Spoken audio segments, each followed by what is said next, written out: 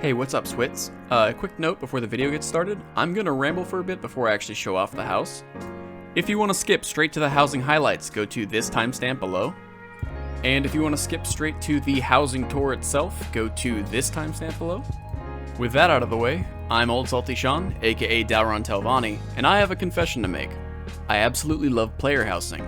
It's my favorite part of any MMO. Yeah, I said it. You got a problem with it? Probably not, or you wouldn't have clicked on this video.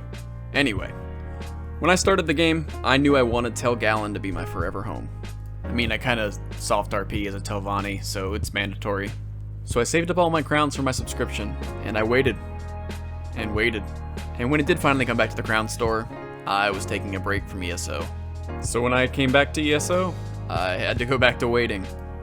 While I was waiting, Deadlands came out, and with it came Fargrave. I really didn't expect much from Fargrave. I generally think ZOS does a better job revisiting content explored by main Elder Scrolls games than they do making new ones. But I started reading the lore on the preview pages, and I started getting really excited. To explain, I think Planescape is the greatest D&D setting ever created, and the Daedra are my favorite thing in Elder Scrolls after the Dunmer. So I was incredibly excited to check out a new setting, a city where Daedra were walking around with mortals, connecting every single plane of Oblivion to Mundus. I fell in love with the lore, the look, the feel, the atmosphere. Everything in it is just so alien and different. I knew that no matter what house ZOS ended up releasing here, I'd have to buy it. Enter Ossa Accentium. I bought it the day it came out. That said, it did take me a very long time to finally fill all the furnishing slots from scratch in such an enormous house. Since our grand return to the game, it's kind of become a hub for my real life friends, a general meeting point where we all gear up before we head out into veteran dungeons. When you first enter, all the available assistants await you at a merchant stand, while side hustling Daedric tomes. For general convenience, I've arrayed all my favorite crafting stations around the ground floor. Next, we'll delve into the library, featuring various bookcases and paintings, as well as reading areas, monster busts, and the all-important statue of my lord and savior, Lord Enderil Nerevar, behind one of the glorious Fargrave display cases that I'm reserving for only my most favorite furnishing items. Attached to the library is a room for best girl Miri, complete with a station for writing letters to her mom, as well as plenty of wine goblets. And if you're wondering, hey, what about Bastion? Does he get his own room? Oh, Bastion gets to stay in the guest house.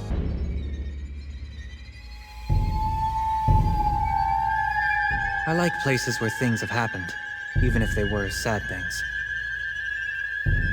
Upstairs we have our dining area, complete with 4 main seating areas. I also included a fully stocked bar, complete with various different bar-type finger foods. Each of the tables featured different meals, and I included some extra lounge areas near the double doors that lead out to the courtyard.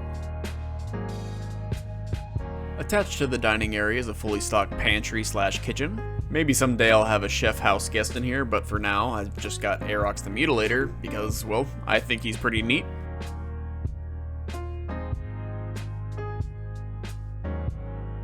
I've mentioned on the channel before that I collect Warhammer figures, so making shelf space for all the ESO Plus figurines was just second nature. The master bedroom includes the usual amenities, such as a magical floating bed, a station for writing down Daedric texts, etc.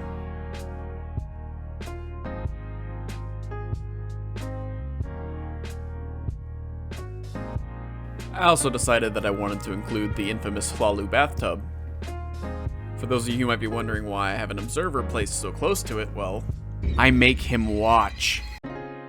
Moving up to the final floor, I really liked the way the antiquarian house was set up as a display for various archaeology finds.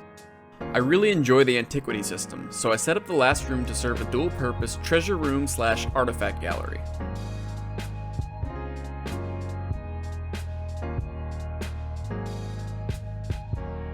Outside, you get a wonderful view of the enormous unexplained skeleton that lives on the property. For the outside plant life, I tried to merge Dunmer mushrooms with Daedric plants to match the theme for the rest of the house.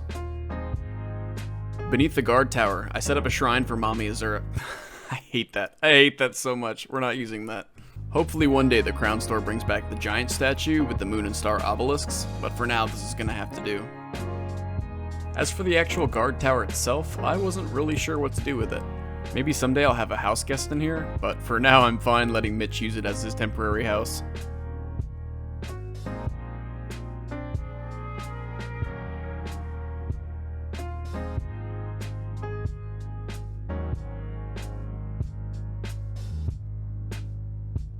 The last feature of the outside area is a target Ogrim. I know it's not the correct parse dummy, but he's thematically appropriate, and we're not trying to post any uber parse numbers on a Discord anytime soon, so it's fine for us.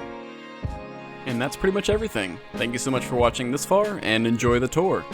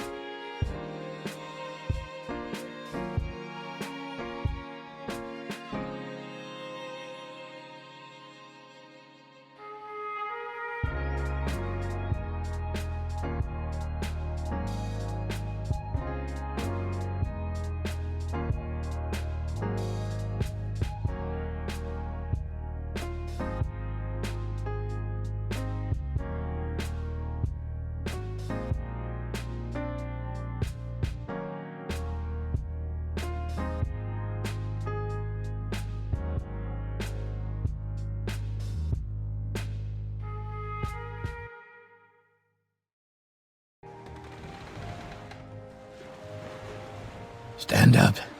There you go. You were dreaming.